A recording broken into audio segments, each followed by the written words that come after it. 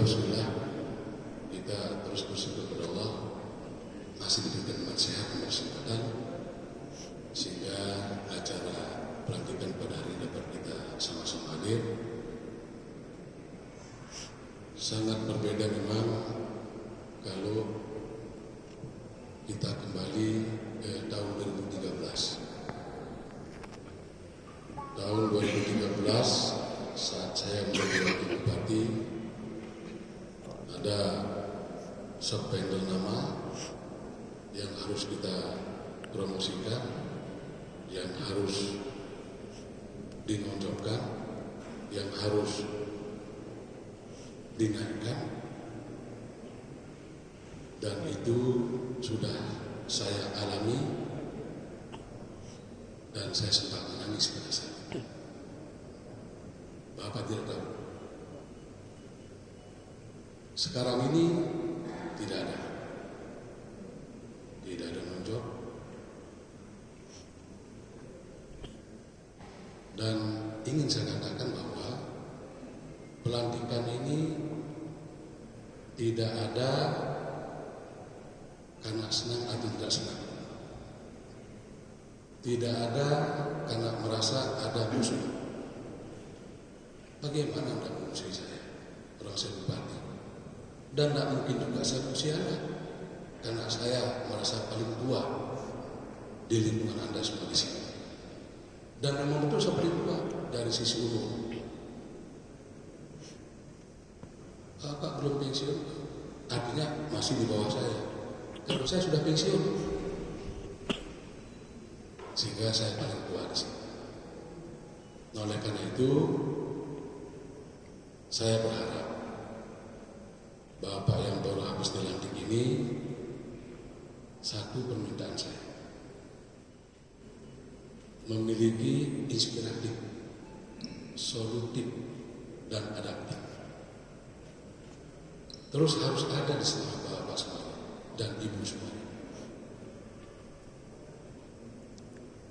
Jadi jangan merasa bahwa jam ini Anda staf ahli, kemudian besok Anda bisa jadi kadis. Bisa. Buktinya 3 orang staf ahli semua jadi kadis sekarang. Dan jangan karena Anda merasa jadi staf ahli kemudian tidak bekerja. Saya panggil staf ahli ke ruangan saya. Saya bilang sama mereka, Anda sebelum jual, Anda terima pendapatan juga dari jabatan. Tapi kok Anda tidak pernah masuk ke ruangan saya untuk memberikan saya masukan? Tidak pernah datang ke tempat saya untuk berdiskusi. Tidak ada itu, yang 3 orang itu. Sehingga saya gembleng mereka di kamar. Saya sampaikan berangkat ke Jakarta.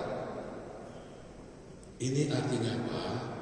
Bahwa sebagai pejabat Anda harus bertanggung jawab.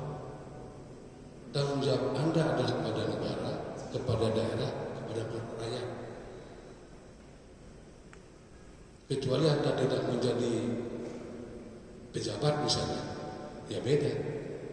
Anda pejabat, staf khusus pun kita berdayakan. Coba lihat, staf khusus karena dia punya pemikiran, dia banyak berdiskusi, saya kira di Jakarta.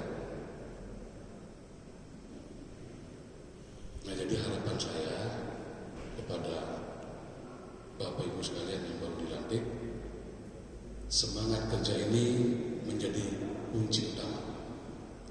Tunjukkan bahwa Anda memiliki inspirasi, memiliki jalan keluar terhadap persoalan-persoalan yang ada di luar timur ini.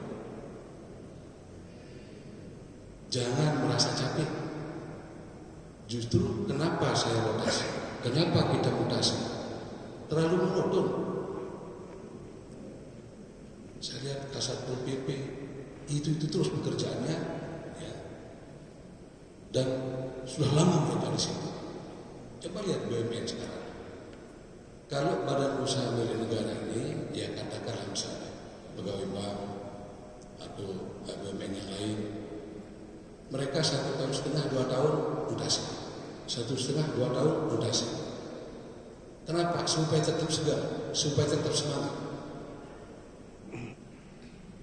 Jadi kalau sudah 5 tahun jadi kadis di situ, tambah lagi 5 tahun akan datang, lesu dunia ini, ya. Itu pasti nonton, capek sudah dia urusan sosial terus. Ya. Sekarang urus imigrasi Pak Solo. Ini salah satu pola yang saya kembangkan supaya ada perubahan,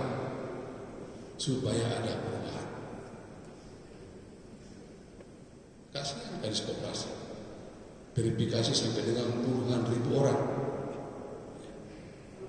walaupun belum selesai Pak Kadis, belum selesai sudah. Nah, belum selesai, berarti ada kejenuhan di situ, ya. Nggak mau di dalam kamar, keluarkan di jalan raya, atur di situ. Supaya apa? Ada kembali memori-memori di kepala kita itu, ya. Jadi tetap segar, tetap baru rasanya kita di sini.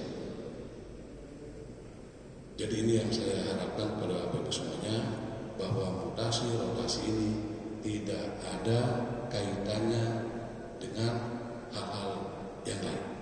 Ini murni adalah bagaimana supaya Bapak Saudara memiliki kesegaran dalam organisasi yang baru, ya. Kemudian bagaimana memikirkan hal-hal yang baru di situ. Tentunya kalau tempat baru kita pasti ada inisiatif, ada ide-ide tertentu. Nah, ini kita harapkan. Dan jangan pernah capek. Jangan pernah merasa capek. Yang Bapak lihat saya ini kurus apa gemuk dia? Kurus kan? Iya. Waktu jadi PJ Bupati gemuk dia. Sekarang kurus jadi sekda. Karena tidak saya kasih istirahat. Saya bilang Anda bersama saya, jangan istirahat. Ikuti gerakan saya. Saya lebih tua daripada Anda saja.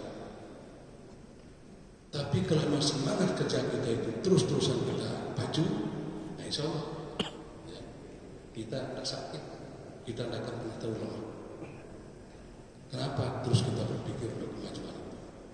Ada tujuan yang ingin kita raih di sini.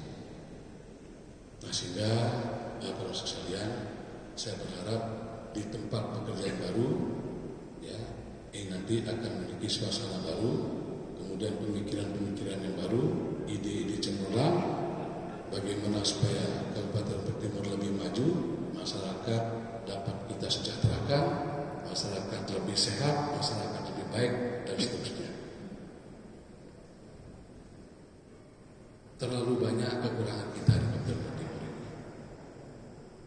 Ya, jadi boleh udara ini panas Pak Kadis ya, tapi hati jangan panas. Pak Mugni, sorry, susah saya sama Pak Mugni. Sudah saya usulkan Anda jadi sekda di provinsi itu tidak bisa. Usia ada gitu. Usia. Coba cari langkah ya, cari langkah.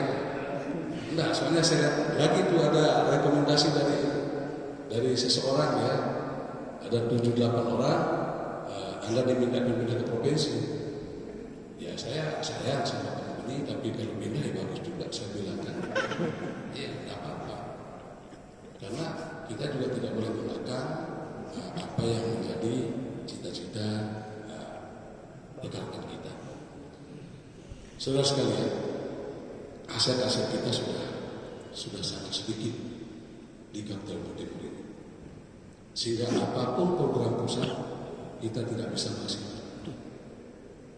Contoh kasus, saya kemarin diundang oleh KKP, dibayarkan pesawat, dibayarkan hotel segala macam, saya sampai heran, ini ada apa sih? Dan diundang 2 orang gratis. Ya saya meskipun curiga sama Pak Sekda berangkat saja. Pak Sekda menghadiri undangannya Kementerian Sosial, saya menghadiri KKP. Apa yang terjadi di sini? Jadi orang pada rebut-rebutan aset. Orang pada rebut-rebutan aset. Tapi kalau di dalam pemikiran saya bukan rebutan sebenarnya, tapi bagaimana aset ini yang terbengkalai, yang tidak berfungsi, yang tidak bermanfaat menjadi berfungsi dan bermanfaat. Saya 3 jam diskusi dengan Kanwil BPN di Breakfast. Sengaja saya tidak punya, karena saya buntu, tidak punya ilmu di bidang pertanahan. Saya sama Seda belajar sama dia 3 jam. Itu kalau kuliah itu ya lumayan ya, sudah satu SKS. 3 jam saya bicara sama beliau sehingga kami bertahan bahwa untuk pulau-pulau kecil ini kabupaten yang berhak untuk meminta untuk disertifikasi, sertifikat untuk menjadi penguasaan kita.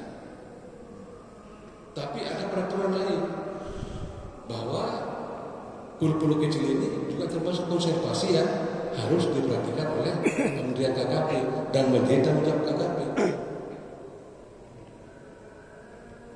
Nah, sehingga pada saat KKP meminta lahan, meminta mempunyai sertifikat pulau-pulau ini, saya bertahan, saya tidak mau.